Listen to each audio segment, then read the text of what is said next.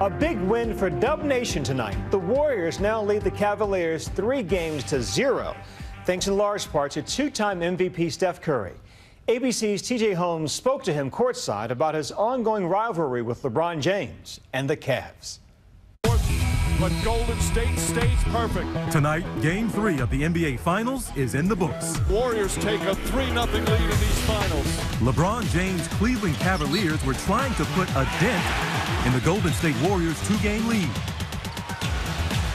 But it just wasn't enough to stop the four-headed monster of the Warriors led by sharpshooter Steph Curry. Another three, Steph Curry from downtown. It's the third straight year the teams have gone head-to-head in the championship showdown. But for 29-year-old Steph Curry, this time is different. It didn't matter to you necessarily who you play. You're trying to win a championship. But there's a little part of you that doesn't mind getting a chance to go back at the Cavaliers. We had a pretty good idea that it was going to be Cleveland. And for us to get back on top, I would say it would be a good feeling to redeem ourselves from last year and be the team, the last team standing. Last year, the Warriors blew a seemingly sure 3-1 lead to the Cavs. It has been a roller coaster ride in these finals for Curry. Which gave Cleveland their first championship in franchise history. It's over! Cleveland is a city of champions once again! And marked a bitter end to an otherwise historic season for the Warriors. We know how it felt, and we don't want that feeling again, so we're going to do everything we can not to not walk off the court without a win.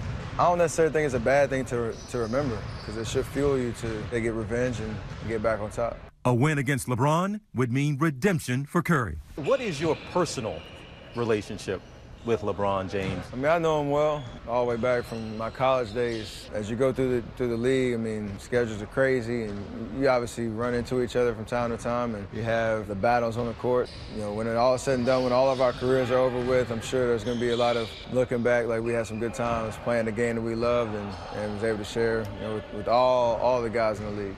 Over the past 3 years, James trying to harass Curry. Curry's elusive ball handling Off the glass!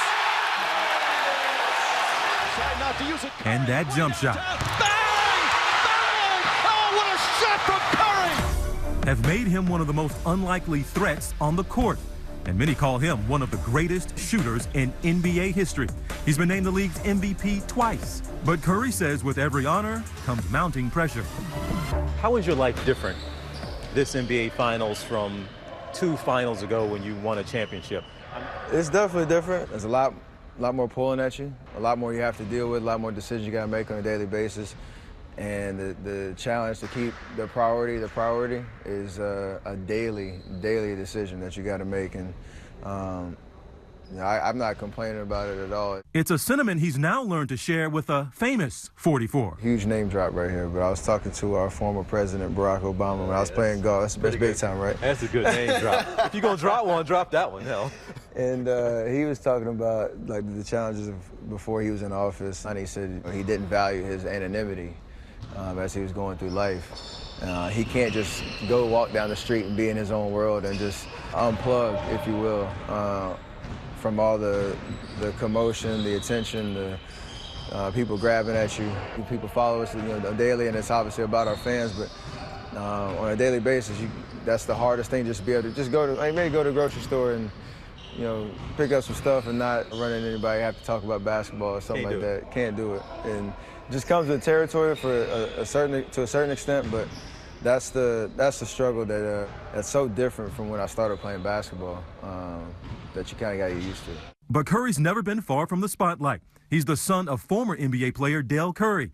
Here he is on the bench with his dad when he was a kid. Hey, Dad. Yeah. How'd you get to be so big? The two even appeared together in a commercial for Burger King. Dad, can we go to Burger King?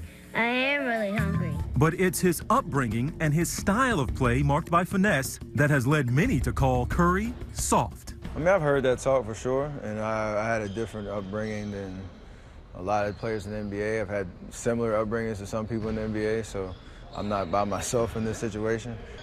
But I don't know what's in people's minds, how they label me, how they perceive me. I know what I'm about. I know how I view myself in life and my style of play on the basketball court.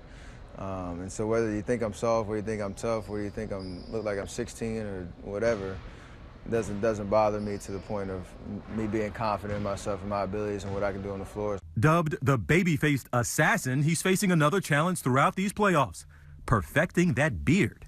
Is there any chance that you're going to shave that beard before the NBA Finals is over? Not a chance. Not a chance. Backstory, like, as the title babyface back in college, I always wanted to just grow a beard just to say I could.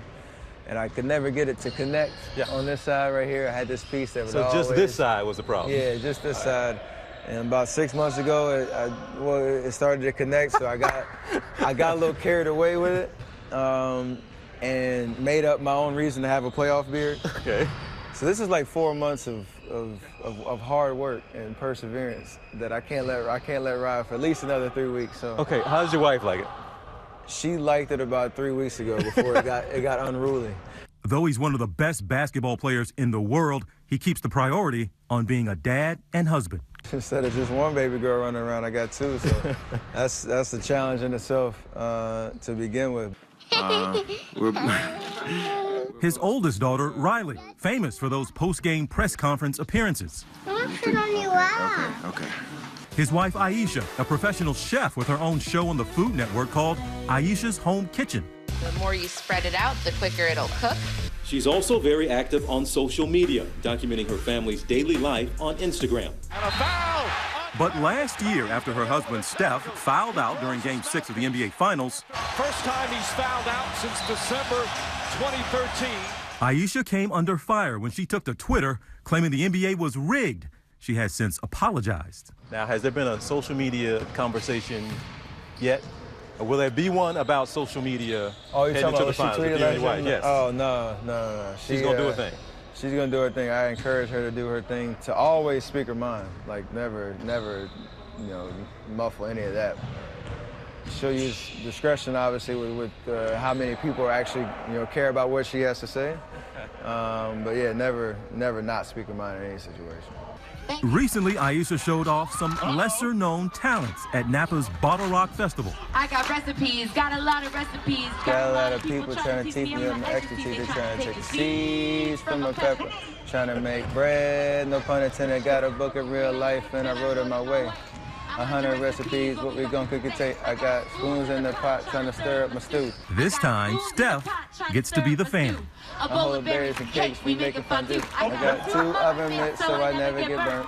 Forget the mother chefs, watch out now, it's my turn. I got food groups that I gotta act like I like. Forget the truffle butter, garlic butter is nice spice. I told you, so I knew she had that. Okay. I didn't know she was gonna pull it out in front of, was about 20,000 people at the event. For now, it's Steph's time to shine. His family at his back. He looks to spoil a repeat championship for LeBron and the Cavs and bring that trophy back to California. For Nightline, I'm TJ Holmes in Cleveland. Our thanks to TJ. Don't miss Game 4 of the NBA Finals this Friday at 9 p.m. Eastern right here on ABC.